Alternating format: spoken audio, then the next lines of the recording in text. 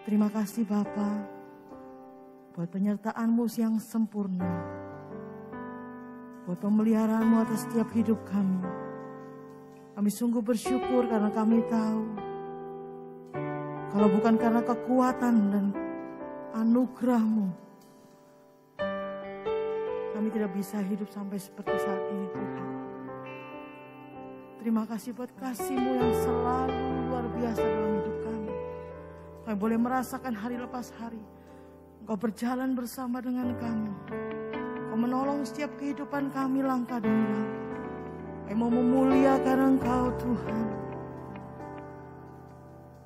Sebab karena Engkau Allah yang sungguh luar biasa dalam hidup kami. Kami mau menjadi penyembah-penyembah-Mu. Di dalam roh dan kebenaran kami mau meninggikan dan memuliakan Engkau. Kami berserah penuh dalam tangan-Mu Tuhan. Di dalam nama Yesus.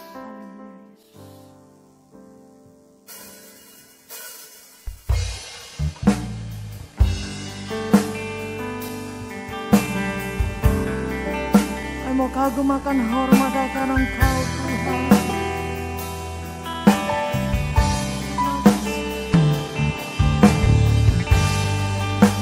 Di setiap syukur kami Tuhan.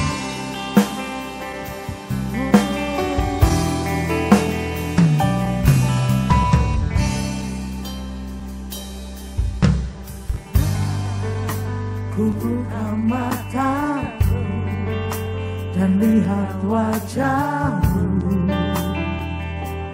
ku terharu.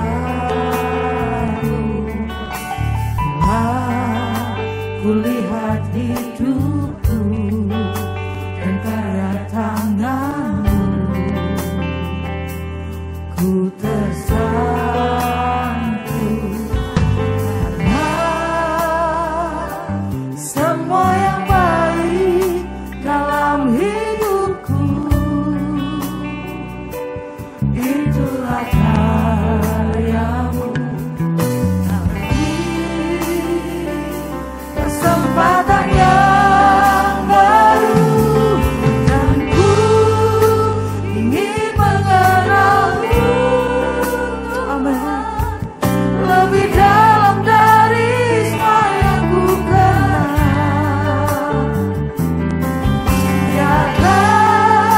Kasih yang melebihiku, ku ada untuk menjadi penyembah-Mu. Dalam hidup kami memuliakan Engkau selama-lamanya. Bayangkan hati katakan, ku lihat matamu dan lihat wajah-Mu, ku terharu bila ku lihat hidupku dan karya tangan-Mu, ku tersanjung karena semua yang baik dalam hidupku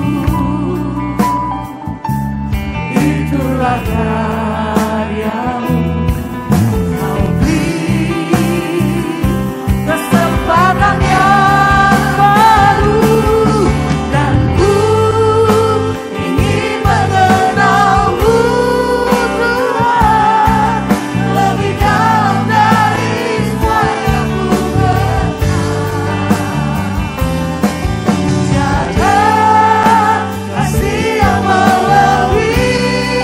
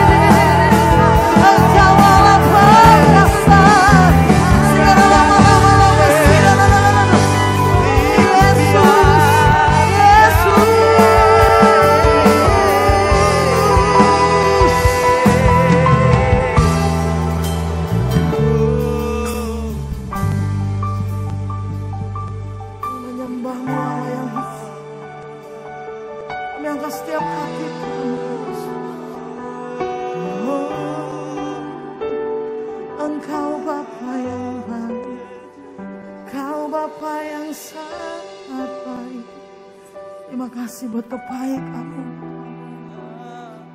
Terima kasih buat kasih setia-Mu Tuhan. Di penghujung tahun ini Bapak. Dengan berbagai hal yang terjadi di dalam dunia. Saya percaya ada satu hal, satu rencana-Mu yang indah atas setiap hal. Bahwa Engkau rindu setiap anak-Mu lebih lagi mengenal Engkau. Mengenal pribadi-Mu lebih dan lebih. Mari pagi hari ini yang rindu mengenal Tuhan lebih dalam lagi. Mari bangkit berdiri bersama. Mari bangkit berdiri bersama. Mari angkat setiap hatimu pagi hari ini. Mari nyatakan sama Tuhan, aku rindu lebih lagi mengenal-Mu Tuhan. Oleh setiap apa yang Kau perbuat di dalam setiap hidupku, aku rindu mengenal-Mu Yesus. Terima kasih Bapak. Terima kasih.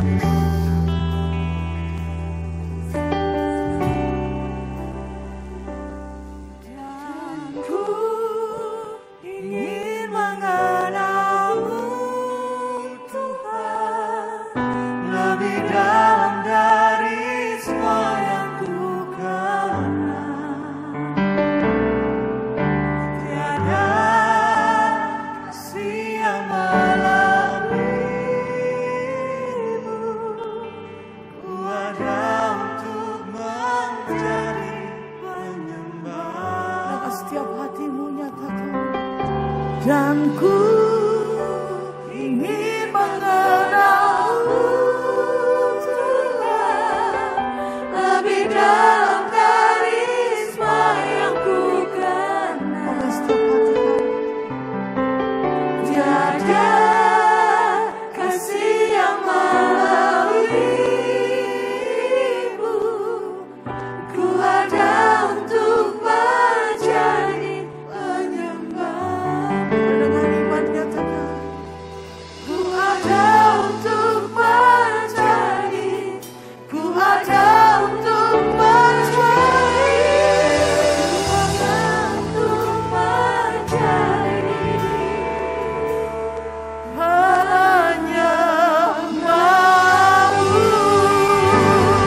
Beri kemuliaan bagi Allah kita yang dahsyat. Pagi hari ini kami siap bersorak-sorai bagi nama-Mu Tuhan. Pagi ini kami siap meninggikan Engkau Yesus. Di dalam nama Yesus, umat Tuhan yang siap tinggikan Tuhan bersama katakan amin. Beri kemuliaan bagi Allah kita. Haleluya. Ayo mau masuk gerbangmu dengan hati kami yang mengucap syukur.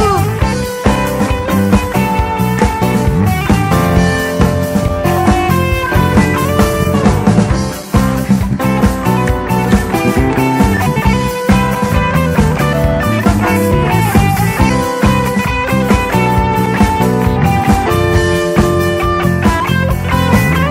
Mari masuk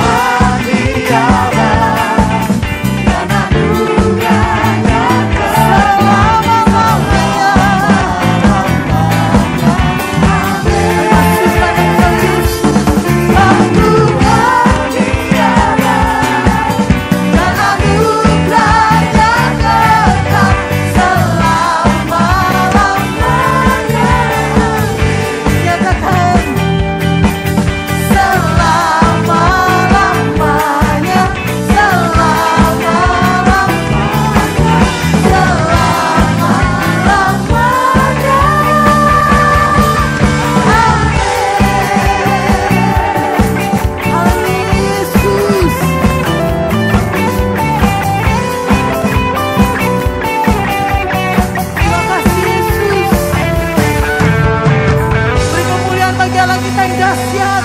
Sebab kebaikan-Mu sungguh luar biasa Tuhan. Haleluya. Haleluya. Mari bersorak-sorai bagi Allah kita. Bertepuk tangan bagi Raja segala raja. Haleluya.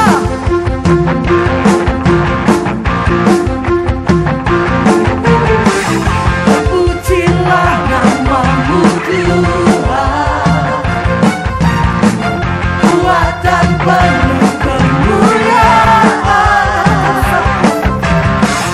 Satu suara kami nyatakan,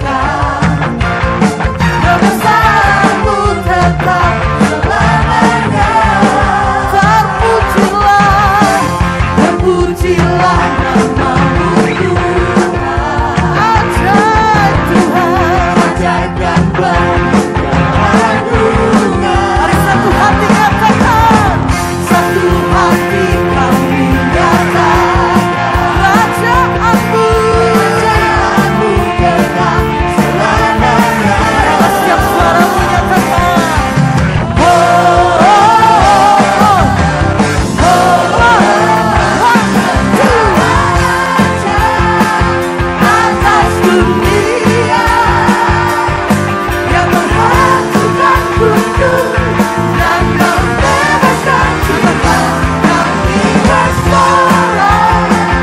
Amin.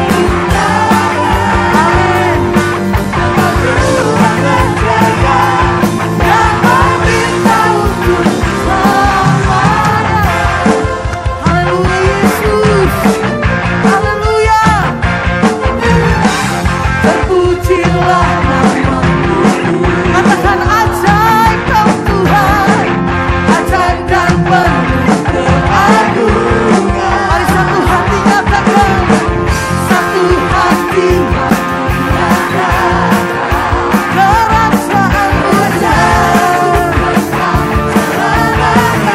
Bukan Tuhan nyatakan, oh, oh, oh, oh, Engkau raja atas dunia yang menghancurkan kudus dan membebaskan jiwa. Kami bersorak bertepuk tangan. Sebab Engkau Yesus Tuhan berjaya dan meminta Tuhan. Engkau raja atas dunia. Kami agungkan Engkau Tuhan yang menghancurkan kudus. Amin. Dan membebaskan jiwa. One, two. Engkau raja atas dunia yang menghancurkan kudus dan membebaskan jiwa. Kami bersorak bertepuk tangan. Engkau Tuhan berjaya yang meminta untuk selamanya. Dan meminta untuk selamanya. Dan meminta untuk selamanya. Haleluya. Haleluya Yesus. Sorakan haleluya bagi Raja kami. Haleluya. Mari silakan duduk dalam damai sejahtera Tuhan. Kami percaya Tuhan, kalau kami sudah hampir melalui tahun ini, di penghujung yang akan datang, kami percaya, iman kami percaya bahwa Engkau tetap menyertai kami. Sepanjang tahun depan yang akan kami lewati, Kau akan tetap bersama dengan kami. Terima kasih Yesus.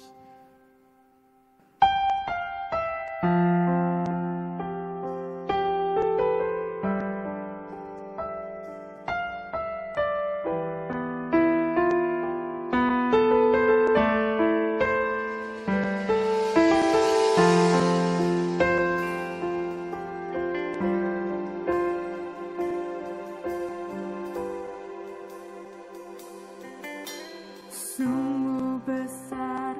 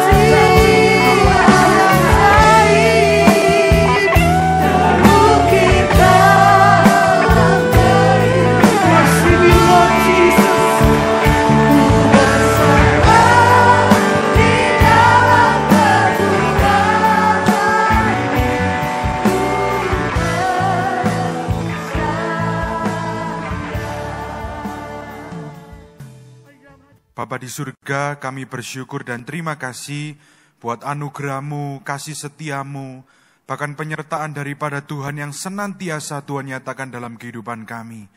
Kami bersyukur kalau hari ini kembali kami boleh merasakan hadirat-Mu, bahkan jamahan-Mu atas setiap kami. Kami percaya Tuhan, di dalam hadirat-Mu ada sukacita yang baru. Di dalam hadirat-Mu ada kemenangan yang baru. Bahkan di dalam hadirat-Mu Tuhan sediakan berkat yang tidak pernah kami pikirkan dan kami duga-duga terjadi dalam kehidupan kami. Tiba saatnya kami akan mendengarkan firman-Mu. Kami rindu Tuhan Kau berbicara atas setiap kami. Dan kami berdoa biarlah hati kami seperti tanah yang subur, tanah yang siap ditaburi oleh kebenaran firman-Mu. Hanya di dalam nama Tuhan Yesus kami berdoa dan mengucap syukur. Semua yang merindukan firman Tuhan, bersama saya katakan, amin. Shalom jemaat Bethlehem yang dikasihi Tuhan. Senang saya bisa kembali melayani saudara. Walaupun kita berjumpa secara online, tapi saya percaya kasih karunia, anugerah daripada Tuhan senantiasa Tuhan nyatakan dalam kehidupan setiap kita. Amin. Mari pada kesempatan yang indah ini saya ingin berbicara mengenai hati. Dan buat Bapak Ibu Saudara yang menyukai judul khotbah, hari ini saya kasih tema dan saya kasih judul yaitu hati-hati dengan hatimu. Mari kita lihat Alkitab yang kita punya di dalam Amsal pasal yang keempat, ayat yang ke-20 sampai dengan 27. Amsal 4 ayat yang ke-20 berbunyi demikian. Hai anakku, perhatikanlah perkataanku, arahkanlah telingamu kepada ucapanku. Janganlah semuanya itu menjauh dari matamu, simpanlah itu di lubuk hatimu, karena itulah yang menjadi kehidupan bagi mereka yang mendapatkannya, dan kesembuhan bagi seluruh tubuh mereka. Jagalah hatimu dengan segala kewaspadaan, karena disitulah terpancar kehidupan. Buanglah mulut seorang daripadamu, dan jauhkanlah bibir yang dolak-dalik daripadamu. Biarlah matamu memandang terus ke depan, dan tatapan matamu tetap ke muka. Tempuhlah jalan yang rata, dan hendaklah tetap segala jalanmu. Janganlah menyimpang ke kanan atau ke kiri, jauhkanlah kakimu dari kejahatan. Yang percaya firman Tuhan katakan, amin. Raja Salomo menuliskan dengan jelas di dalam perikop yang kita baca tadi, yaitu kita harus menjaga hati kita dengan segala kewaspadaan. Kenapa kita harus hati-hati dengan hati kita? Karena ada sebuah pepatah, sebuah kata-kata itu yang mengatakan demikian. Dalamnya laut bisa diduga, tapi dalamnya hati siapa yang tahu? Kalau kita melihat di dalam kehidupan ini, banyak orang-orang itu berlomba-lomba membuat satu buah teknologi untuk bisa melihat dalamnya lautan. Tapi yang namanya hati orang, tidak ada seorang pun yang kita bisa tahu. Karena itu, kalau kita berbicara soal hati kita, itu ada orang menggambarkan hati manusia, itu seperti gunung yang bernama Fairweather di Amerika. Gunung Fairweather di Amerika Utara ini adalah gunung yang cukup terkenal karena keindahannya. Kenapa gunung Fairweather ini adalah gunung yang cukup terkenal? Karena gunung ini itu berada di ketinggian 15.000 kaki di atas permukaan laut. Lalu kemudian gunung ini itu dikelilingi oleh tembok granit raksasa yang sangat indah. Lalu kemudian kenapa indah? Karena gunung ini, potongan-potongan dari granit tadi, itu terbentuk karena aliran atau lelehan es yang ada di gunung Fairweather itu. Dan kalau kita bertanya saudara, apakah saya pernah ke sana? Belum. Tapi kalau kita lihat gunung Fairweather ini, masalahnya dia itu bisa dinikmati keindahannya, bisa dinikmati keindahan dari pemandangan granit yang ada di sekelilingnya, itu selama 20 hari saja dalam 1 tahun. Kenapa demikian? Karena gunung ini keindahannya bisa dinikmati ketika cuacanya itu baik, sehingga kita bisa menikmati keindahan dari gunung ini. Makanya gunung ini diberi nama fair weather, atau dengan kata lain cuaca yang baik. Kita hanya bisa melihat keindahan gunung ini hanya 20 hari dalam setahun. Kalau kita lihat gunung Fairweather ini, gunung Fairweather ini menggambarkan hati setiap kita sebagai manusia. Kadangkala kehidupan orang percaya, kehidupan orang Kristen, itu indah. Kita melihatnya baik, kita melihatnya indah. Ketika cuaca yang terjadi dalam kehidupan kita, itu baik-baik saja. Dengan kata lain, saat kehidupan kita itu sesuai dengan harapan kita, maka hidup kita itu terasa lebih indah.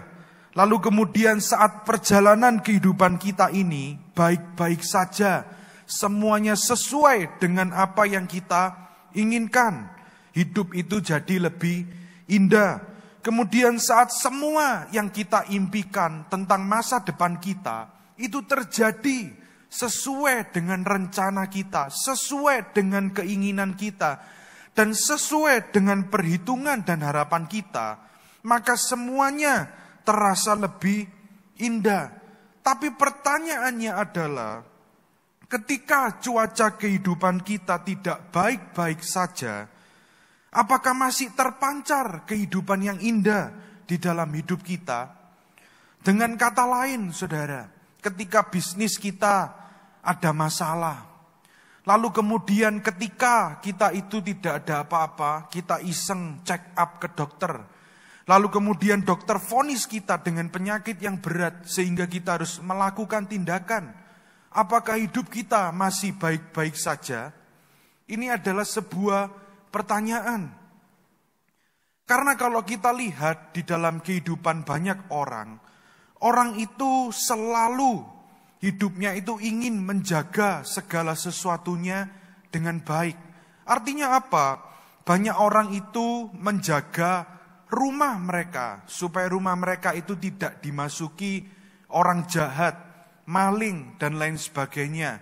Sehingga mereka menjaga rumah mereka dengan CCTV, dengan pagar yang baik supaya terhindar dari yang namanya mara bahaya.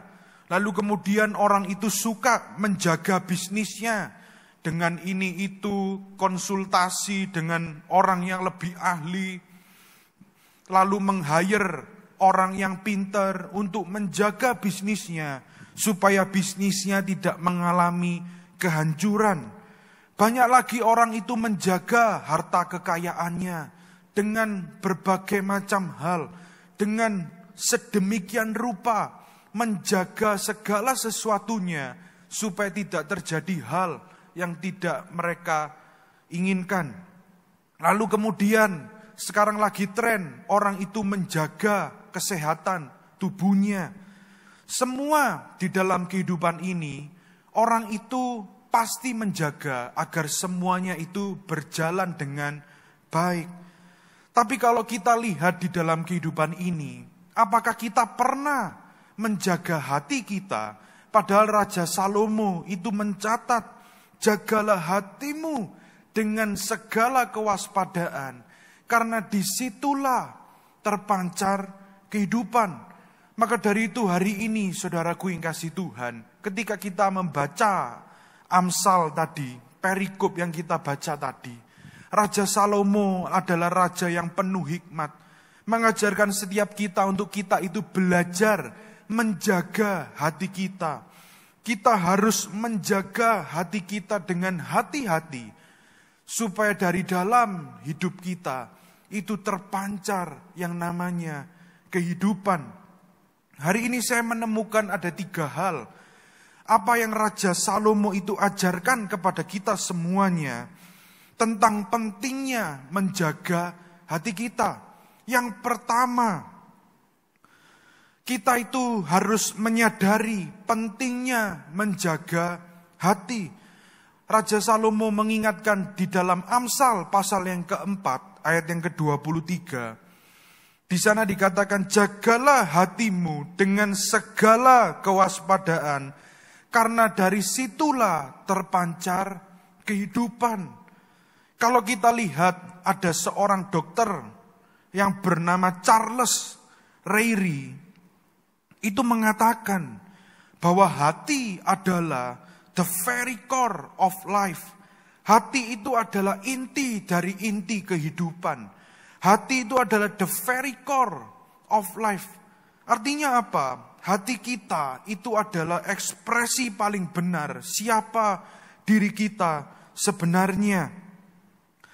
Hati itu adalah, dengan kata lain, hati adalah master control pada diri kita, diri manusia. Baik buruknya seseorang itu dapat ditentukan oleh hatinya. Karena itu, Raja Salomo mengingatkan setiap kita untuk kita itu menjaga hati kita dengan baik-baik. Sebab di dalam hati kita semuanya itu menentukan jalan kehidupan kita. Dan kita harus tahu bahwa menjaga hati itu sama pentingnya dengan menjaga kehidupan kita. Menjaga hati itu sama pentingnya dengan mengikut Tuhan, dengan mengikut Yesus di dalam kehidupan kita. Karena kita sebagai orang percaya, kita itu dituntut ketika kita itu menerima Tuhan sebagai Tuhan dan Juru Selamat. Kita itu dituntut untuk pikul salib. Kita itu dituntut untuk hidup di dalam roh. Kita harus belajar untuk menyangkal diri kita, supaya kita itu dapat hidup menjadi Kristen yang sejati. Dan orang Kristen sejati itu bukan di saat dia itu penuh dengan firman Tuhan. Tapi orang yang dinamakan Kristen sejati adalah orang yang melakukan firman Tuhan di dalam kehidupannya. Yang setuju katakan amin. Karena itu Amsal menegaskan kepada kita semuanya bahwa penting untuk menjaga hati kita dengan kewaspadaan, supaya di dalam hidup kita itu terpancar yang namanya kehidupan. Kalau kita perhatikan di dalam Alkitab, saudara, ada beberapa indikasi kenapa menjaga hati itu adalah sesuatu yang penting di dalam hidup ini. Karena kalau kita lihat di dalam Markus pasal yang ke-12 ayat yang ke-30. Markus 12 ayat yang ke-30 dikatakan, kasihilah Tuhan Allahmu dengan apa itu saudara, segenap hatimu dan dengan segenap jiwamu dan dengan segenap akal budimu dan dengan segenap kekuatanmu. Ketika kita memutuskan untuk kita itu mengikut Yesus, kita menerima Yesus sebagai Tuhan dan Juru Selamat di dalam kehidupan kita, di sanalah kita diartikan sebagai orang yang mengasihi Tuhan. Amin. Dan sampai hari ini saya percaya setiap kita itu rindu untuk mengasihi Tuhan lebih lagi dalam kehidupan ini. Dan kalau kita perhatikan saudara, mengasihi Tuhan itu dengan apa? Dengan segenap hati, jiwa, dan akal budi kita. Yang pertama apa saudara? Hati kita. Makanya itu penting bagi setiap kita untuk kita itu menjaga hati kita dengan segala kewaspadaan. Lalu kemudian kalau kita lihat Yesus, ketika Yesus itu menjelaskan tentang kerajaan sorga, Yesus menjelaskan bahwa hati itu bisa mencemari kehidupan seseorang. Mari kita lihat di dalam Matius pasal yang ke-15, ayat yang ke-16 sampai dengan 20. Matius 15 pasal yang ke-16. Jawab Yesus, kamu pun masih belum dapat memahaminya. Tidak tahukah kamu bahwa segala sesuatu yang masuk ke dalam mulut, turun ke dalam perut lalu dibuang di jamban, tetapi apa yang keluar dari mulut berasal dari hati, dan itulah yang menajiskan orang. Karena dari hati timbul segala pikiran jahat, pembunuhan, perzinahan, pencabulan, pencurian, sumpah palsu, dan hujat. Itulah yang menajiskan orang. Tetapi makan dengan tangan yang tidak dibasuh tidak menajiskan orang. Tuhan Yesus menjelaskan bahwa dari hati itu menentukan siapa orang tersebut. Dari hati itu terpancar the truest expression, terpancar kehidupan seseorang. Kita bisa lihat orang itu baik atau jahat, itu semua dimulai dari hatinya. Karena itu hati itu bisa mencemari kehidupan seseorang. Karena itu penting bagi setiap kita untuk menjaga hati kita dengan segala kewaspadaan. Kalau kita lihat lagi di dalam Lukas pasal yang ke-12 ayat yang ke-34. Karena di mana hartamu berada, di situ juga hatimu berada. Dimanapun harta kita, saudara, hati kita juga berada di situ. Contoh dalam kehidupan kita sehari-hari. Kalau seumpama kita itu ibu-ibu biasanya, ya kan? Setelah masak ini kan, semua kompor, lalu kemudian peralatan masak sudah dicuci bersih, ditaruh di rak, lalu kemudian kompor sudah dimatikan. Lalu kemudian si ibu ini menuju ke kamar mandi. Dia mandi, siap-siap, dandan yang baik, make upan, pakai baju yang cantik, lalu kemudian dia siap-siap keluar karena dia mau arisan dengan teman-temannya. Setelah dia masuk mobil, saudara, mobil dinyalakan atau kendaraannya dipanasi, lalu kemudian dia mulai mundur keluar dari rumah, jalan beberapa meter keluar dari rumahnya, lalu kemudian ingat, tadi kompor sudah dimatikan apa belum? Lalu tanya sama suaminya, "Pak, tadi komporku yang aku nyalain sudah dimatikan apa belum?" Karena suaminya gak ke dapur, jadi dia bilang gak tahu. Lalu kemudian dia jadi bingung ya kan, tadi kompor sudah dimatikan apa belum?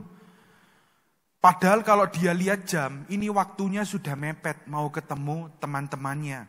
Tapi karena dia ingat kompornya belum dimatikan, sudah atau belum, lalu kemudian putar balik ke rumah, ngecek kompornya. Ternyata sudah dimatikan. Artinya apa, saudaraku yang kasih Tuhan? Bahwa dimanapun saudara berada, dimanapun hartamu, di situ juga hati kita. Semua itu berasal dari hati kita.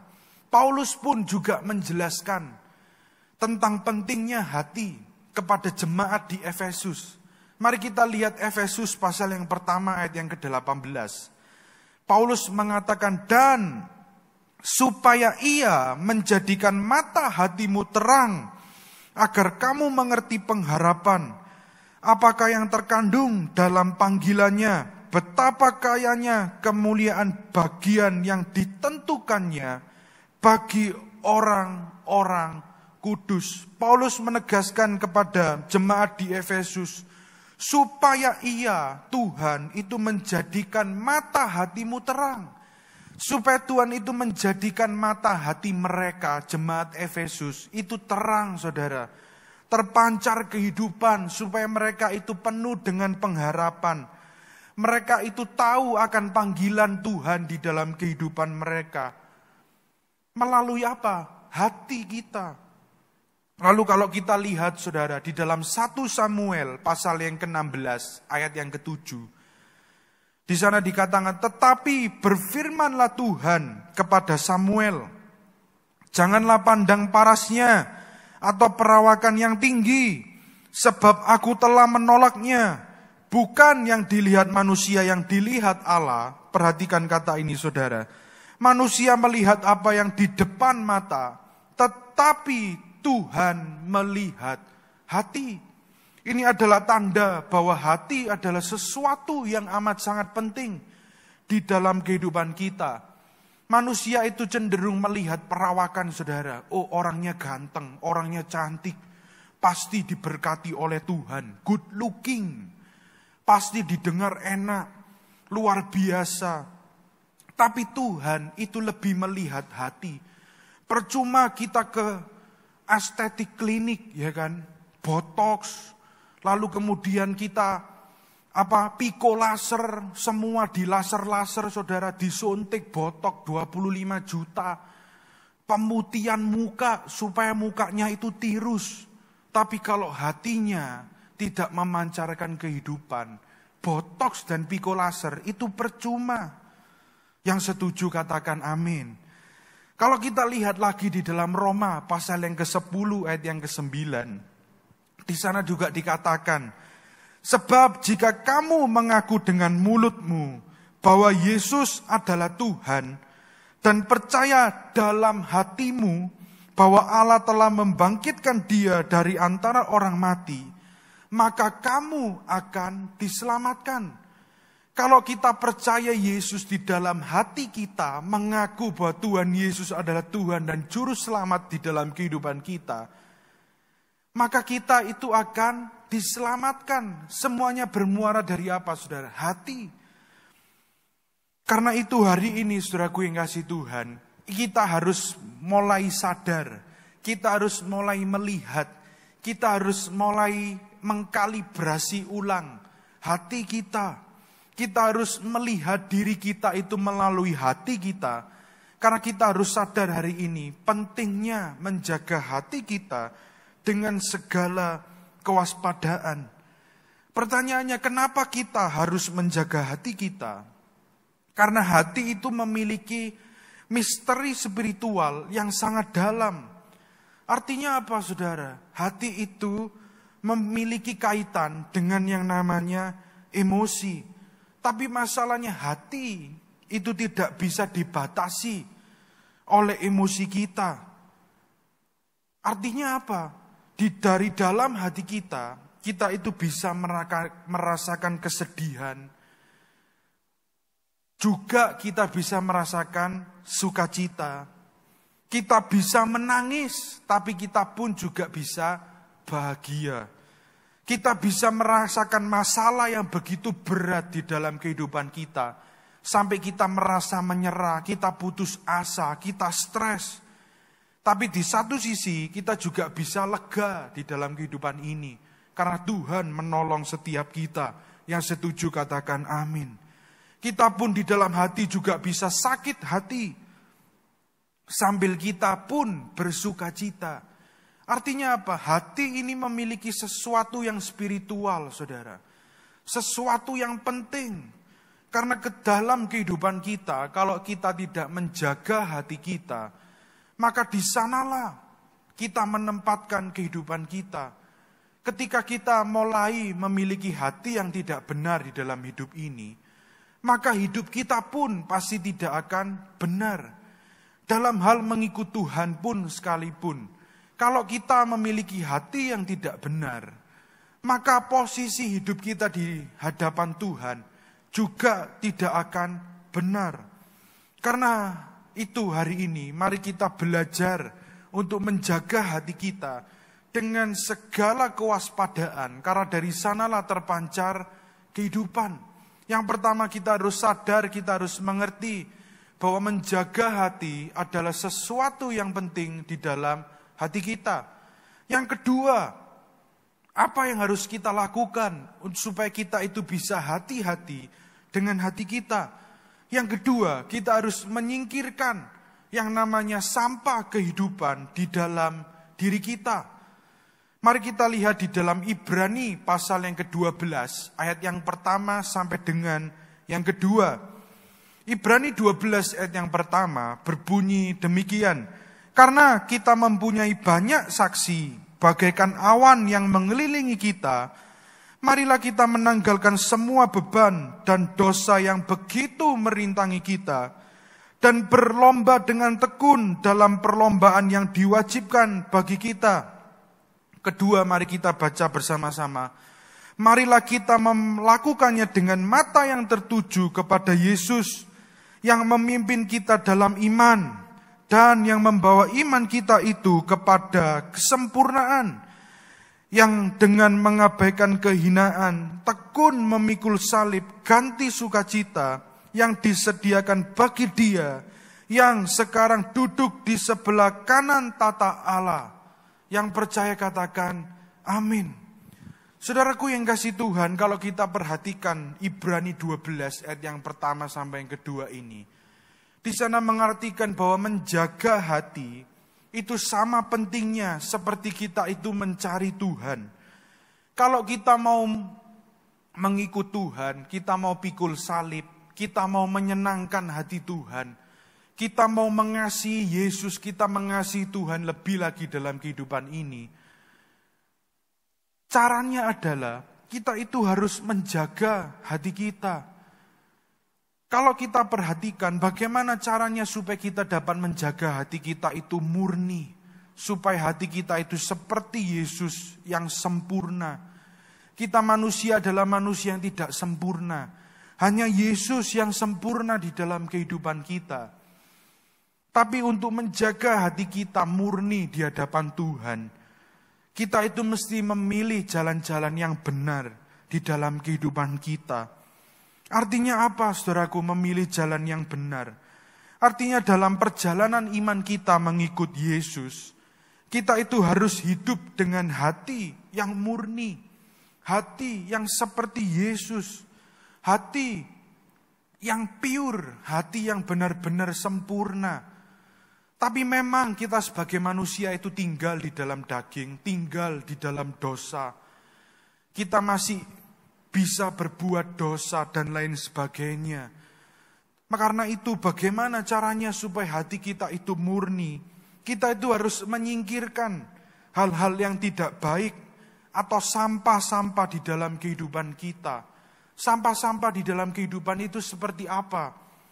Sampah-sampah dalam hati kita seperti kita itu memiliki pikiran jahat sama orang.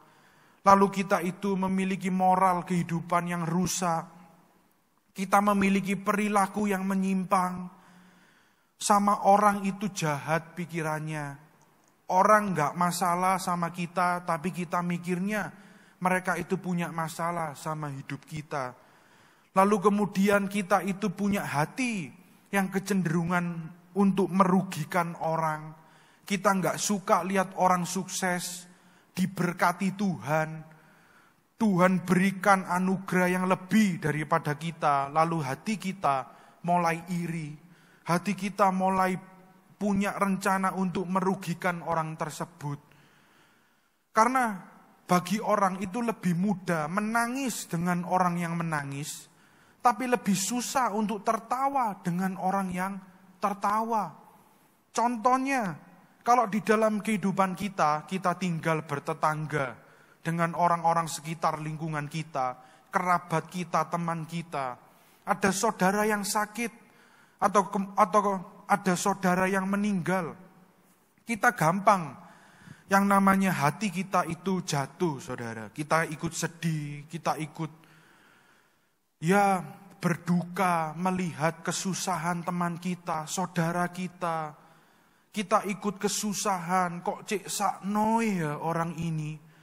Tapi kalau misalkan kita punya teman, lalu kita punya kerabat atau saudara, pandemi gini, kondisi lagi susah, kita nggak tahu ada apa-apa, tiba-tiba dia diberkati oleh Tuhan.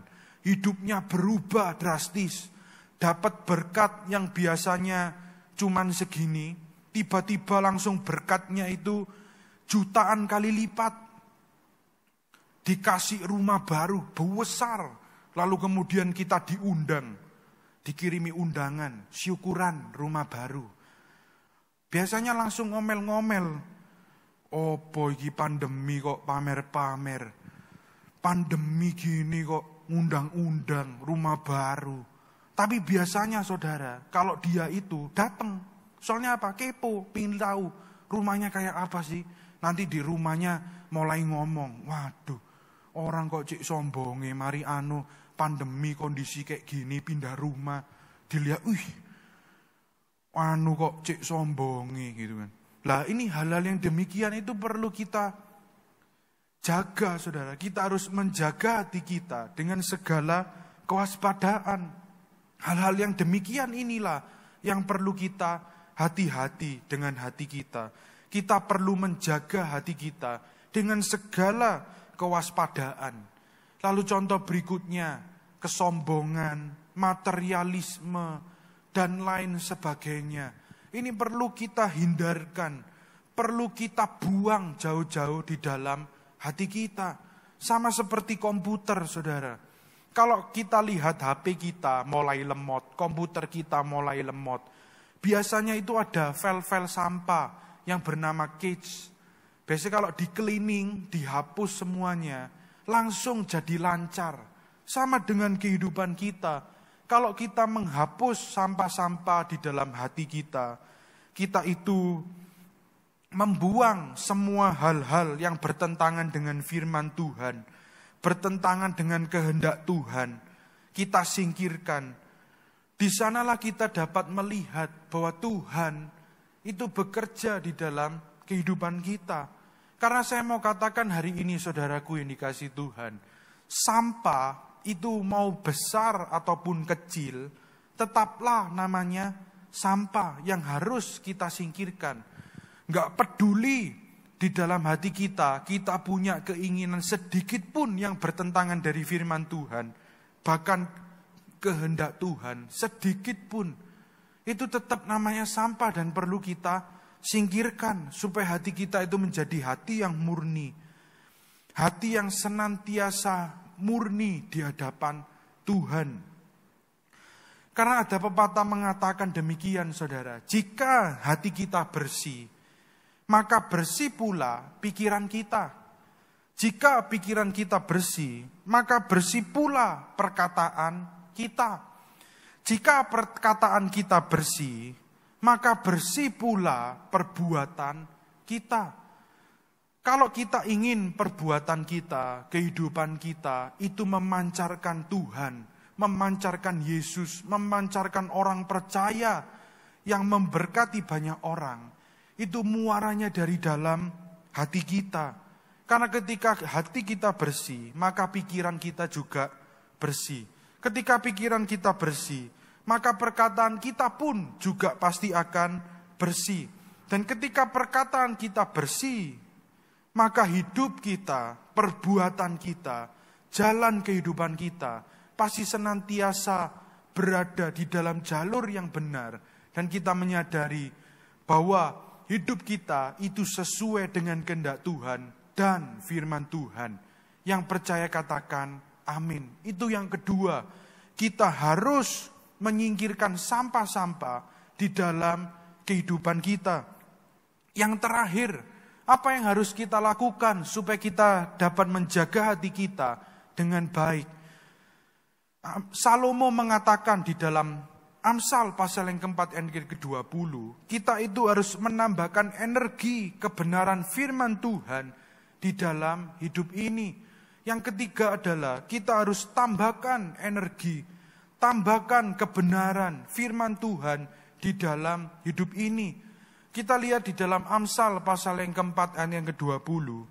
Di sana dikatakan, hai anakku, perhatikanlah perkataanku, arahkanlah telingamu kepada ucapanku. Kita hidup di dunia yang sering bertentangan dengan yang namanya kebenaran. Dan kita tahu, saudaraku yang kasih Tuhan, bahwa budaya kita itu seringkali memberikan toleransi atas yang namanya kebenaran. Kalau kita lihat di dalam kehidupan ini, saudara, saya punya teman saya ini keluarganya adalah keluarga yang memiliki satu buah pabrik, saudara. Keluarga mereka adalah keluarga yang diberkati oleh Tuhan. Dan ketika teman saya ini lulus dari kuliah, teman-temannya yang lain itu bingung cari kerja, saudara. Termasuk saya. Bingung cari kerja. Dia langsung pulang ke Indonesia. Sama papanya dijadikan direktur. Walaupun dia tidak dilantik atau diangkat secara organisasi dan perusahaannya itu sebagai direktur utama. Atau direktur yang tercatat di dalam buku, di dalam perusahaannya. Tapi dia itu posisinya di dalam perusahaan, itu sebagai direktur. Dan saya sering ketemu sama dia, ngobrol-ngobrol, cerita-cerita. Di dalam pekerjaan katanya dia Namanya orang kalau misalkan jadi direktur, dipercaya di dalam satu buah perusahaan, kata dia ini saudara, itu biasanya direktur itu punya gangdau. Artinya apa? Di dalam pabrik itu dia memimpin perusahaan sebagai direktur. Kan di bawahnya itu dia mimpin direksi keuangan, direksi produksi gitu kan.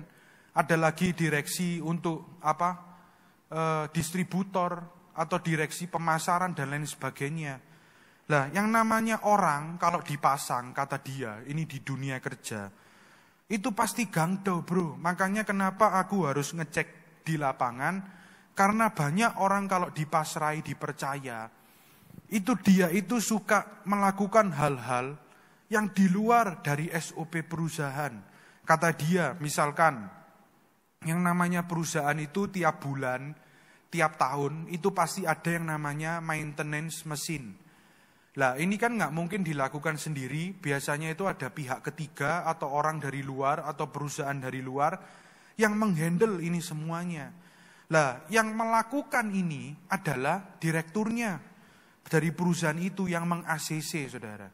Lah di balik layar direktur perusahaan ini bisa ngomong sama orang tersebut, minta katanya itu sekali dari itu minta duit 1,5 sampai 2 M, itu hal yang mudah. Pasti dikasih, yang penting ini itu goal dan di ACC dia.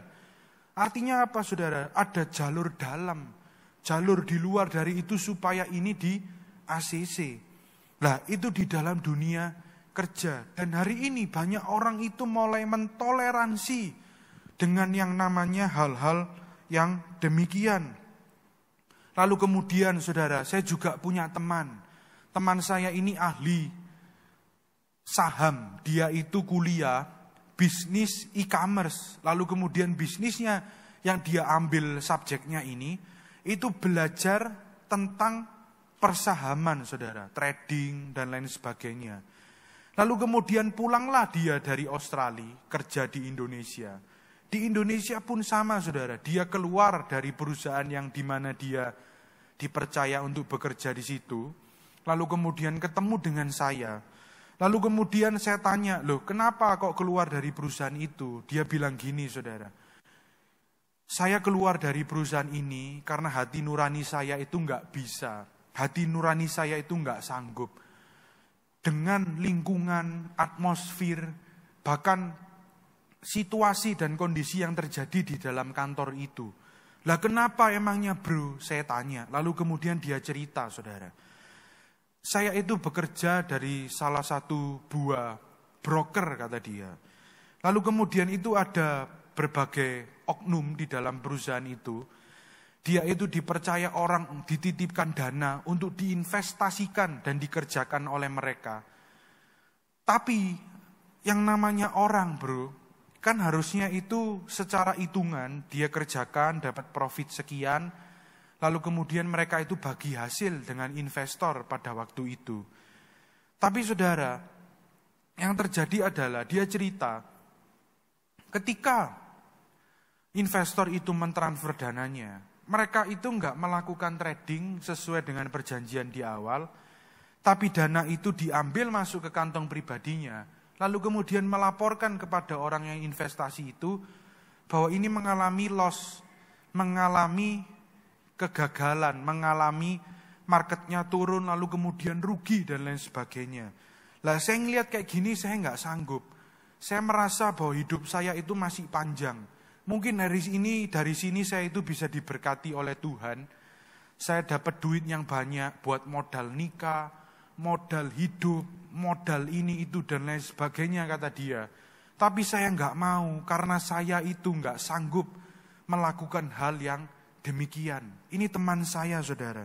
Dan kalau kita lihat contoh-contoh yang demikian, kita tahu bahwa hidup di dalam dunia ini seringkali itu bertentangan dengan yang namanya kebenaran. Dan banyak orang itu mulai mentoleransi atas namanya kebenaran di dalam hidup ini.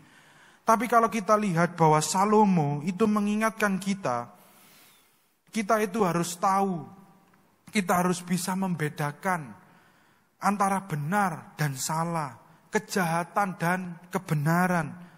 Kita harus memiliki kesadaran untuk milih. Kita harus belajar untuk memilih kebenaran supaya hidup kita itu di dalam jalur yang menuju namanya kesuksesan.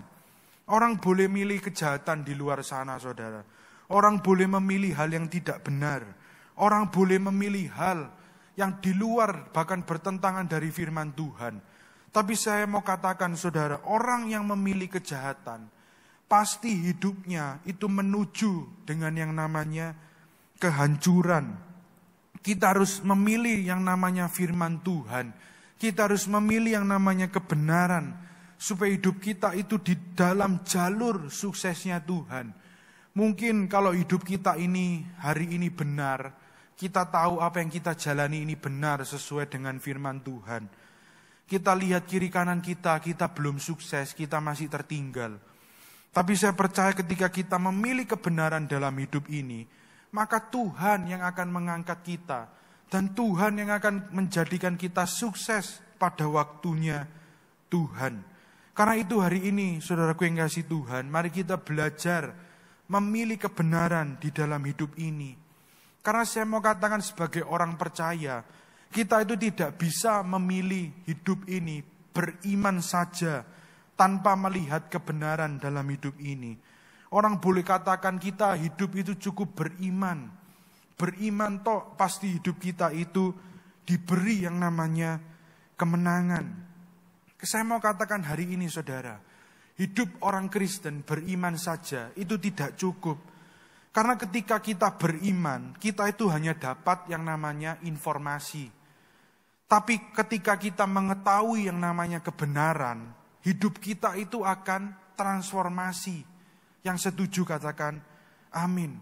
Kalau kita itu cuma beriman di dalam hidup ini, kita mendengarkan firman Tuhan.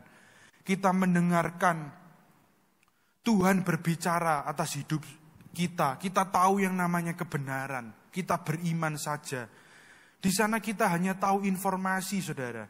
Tapi ketika kita itu belajar untuk melakukan yang namanya firman Tuhan, kita belajar untuk hidup di dalam roh, melakukan firman Tuhan di dalam kehidupan kita. Kita tinggal di dalam kebenaran, kita melakukan kebenaran, maka hidup kita itu akan ditransformasi. Hidup kita itu akan berubah. Kalau kita hanya mendengarkan firman Tuhan, tapi kita tidak menjadi pelaku, hidup kita tidak akan berubah, saudara. Tentu kalau ada sesuatu hal, iming-iming dari setan, teman kita, oh ayo kita melakukan demikian. Orang ini pasti hilang, keluar dari yang namanya jalurnya Tuhan. Karena dia tidak mengerti yang namanya kebenaran. Maka dari itu hari ini saudaraku yang kasih Tuhan, mari kita belajar untuk menambahkan firman Tuhan di dalam kehidupan kita. Supaya hati kita itu murni di hadapan Tuhan. Karena firman Tuhan itu hidup. Firman Tuhan itu seperti pedang bermata dua. Dan kita tahu Nabi Yeremia pun berkata, menggambarkan firman Tuhan itu seperti api yang membakar jiwa manusia dan menghancurkan batu berkeping-keping. Karena itu hari ini saudaraku yang kasih Tuhan, Raja Salomo mengingatkan setiap kita, pentingnya kita itu menjaga hati kita. Dan hari ini kita harus belajar untuk hati-hati dengan hati kita. Karena dari hati kita itu akan menentukan kehidupan kita. Dari hati kita itu akan menentukan jalan kehidupan kita. Seseorang baik atau jahat, semuanya dari dalam hati kita. Karena itu hari ini saudaraku yang kasih Tuhan, untuk mengakhiri firman Tuhan kali ini, kita belajar 3 hal hari ini. Bagaimana supaya kita itu hati-hati dengan hati kita. Indikasi yang pertama, kita itu harus tahu pentingnya menjaga hati. Yang kedua, kita harus belajar untuk menyingkirkan sampah-sampah dari dalam kehidupan ini. Dan yang terakhir, kita itu harus menambahkan yang namanya energi kebenaran, energi firman Tuhan di dalam hidup ini.